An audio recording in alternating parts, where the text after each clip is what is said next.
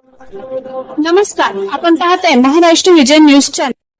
नमस्कार, आपण पाहताय महाराष्ट्र विजय न्यूज चॅनल आणि पूर्ण महाराष्ट्रभर मतदान हे जाहीर झालेलं आहे. येणाऱ्या 15 तारखेला पूर्ण महाराष्ट्रभर महानगरपालिकेचं नगरसेवक या पदासाठी मतदान हे जाहीर झालेलं आहे.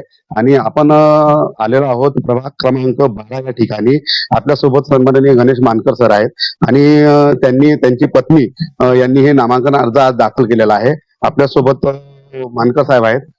सर, काय सांगाल आपण इलेक्शनचा जो माहोल आहे आणि आपण अपक्ष मधून फॉर्म भरलेला आहे, ताईंनी फॉर्म भरलेला आहे. ताई, आपलं नाव? सिंधू गणेश मानकर. ताईंनी फॉर्म भरलेला आहे. ताई, काय सांगाल सर आपण? मी गेल्या कितीतरी वर्षापासून या जिल्ह्यामध्ये व या शहरामध्ये एक मातंग समाजाचा कार्यकर्ता म्हणून भरपूर सामाजिक चळवळ माझी जिवंत आहे आणि आज रोजी सुद्धा चालू आहे.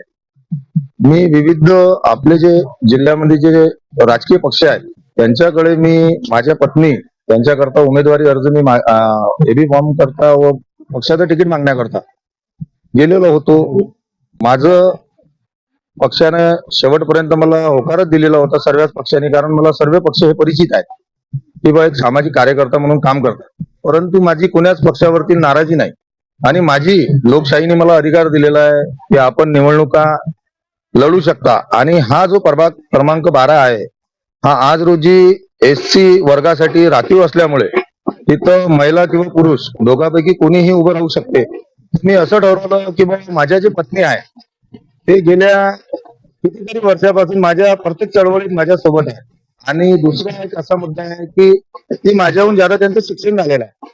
ते सुशिक्षित असल्यामुळे मी माझा स्वतःचा फॉर्म नाही भरताना माझ्या पत्नीलाच उमेदवारी मिळावी याच्यासाठी धाव घेतली. परंतु माझं कोणाबद्दलच रोष नाही म्हणून आज रोजी मी दिनांक 30/12/2025 रोजी अपक्ष म्हणून माझ्या पत्नीचा नामांकन अर्ज मनपा परिषदेला जमा केला. आज रोजी अपक्ष फॉर्म भरण्याचं कारण हे आहे की आपण सर्वच पक्षांना विनंती केली होती की आम्हाला उमेदवारी द्यावी, परंतु कदाचित काहीतरी पक्षाला पटलं नसेल किंवा त्यांना आपण विश्वासात घेऊ नसेल शकलो म्हणून पक्षानं आपल्याला काही उमेदवारी दिली नाही. परंतु भारतीय संविधानाच्या अधिकार अनुसार आम्हाला बाबासाहेब आंबेडकर या महापक्षामुळे मतदानाचा व निवडणुकीत उभं राहण्याचा अधिकार आहे. त्याच्यामुळे मी माझ्या पत्नीचा आज रोजी अपक्ष म्हणून फॉर्म महानगरपालिका या परिसरमध्ये आज रोजी दाखल केलेला आहे व माझी अपक्ष उमेदवारी तिथं जाहीर आज रोजी झालेलीच आहे. या येणाऱ्या 2 ते 3 तारखेपर्यंतच मला अपक्षाचं चिन्ह सुद्धा मिळणार आहे.